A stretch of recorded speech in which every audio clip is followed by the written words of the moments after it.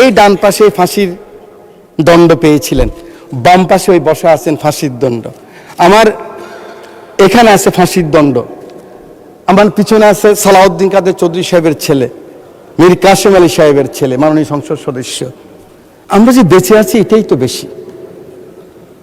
আমরা ঐক্যবদ্ধ আছি কিনা, জাতীয় ঐক্যের ব্যাপারে আমরা একমত আছি কিনা, আমাদের সভরেন্টির ব্যাপারে, স্বাধীনতার ব্যাপারে, সার্বভৌমত্বের ব্যাপারে আমরা একমত আছি কিনা। এখানে যদি থাকি কোনো অপশক্তি আমাদেরকে নিঃশেষ করতে পারবে না, ধ্বংস করতে পারবে না। মাননীয়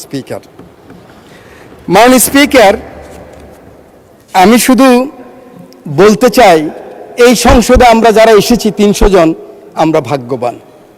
আমাদের নারী সদস্য এসেছে 50 জন, সবাই মিলিয়ে আমরা ভাগ্যবান। কিন্তু আমাদেরকে গত 17 বছর যারা বুদ্ধি দিয়ে, যুদ্ধ দিয়ে, অ্যাক্টিভিজম করে, হিউম্যান রাইটস করে, ওনারা অনেকে তো আসতে পারেন নাই। ওনাদেরকে আজকে এই মহান সংসদ থেকে আমি অভিনন্দন জানাই, ধন্যবাদ জানাই। আমি একটি কথা বলতে চাই মাননীয় স্পিকার, আমার বারবার এই কথাটুকু মনে পড়ে, যেহেতু আন্দোলন সংগ্রামে আপনাদের সাথে ক্ষুদ্র কর্মী হিসাবে ছিলাম। আওয়ামী বুদ্ধিজীবীরা কোথায়? আপনারা কি মনে করেন ওনারা চলে গেছেন? ওনারা কিন্তু ওনাদের মনোজগতে এখনো সেই কথাই আছে। কিন্তু আমাদেরকে যারা সাহায্য করেছিলেন, এই এত লিমিটেশনের মধ্যেও যারা টেলিভিশনে কথা বলেছেন, বিবৃতি করেছেন, বক্তৃতা করেছেন, সেমিনার এসেছেন, সেমিনার আসতে ভয় পেতেন, আমি কিন্তু ওনাদেরকে ভাগ করে ফেলছি।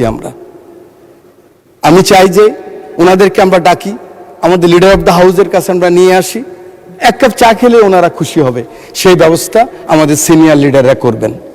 মাননীয় স্পিকার, আমার এই ডান পাশে ফাঁসির দণ্ড পেয়েছিলেন, বাম পাশে ওই বসা আছেন ফাঁসির দণ্ড। আমার এখানে আছে ফাঁসির দণ্ড, আমার পিছনে আছে সালাউদ্দিন কাদের চৌধুরী সাহেবের ছেলে, মীর কাসেম আলী সাহেবের ছেলে, মাননীয় সংসদ সদস্য। আমরা যে বেঁচে আছি এটাই তো বেশি।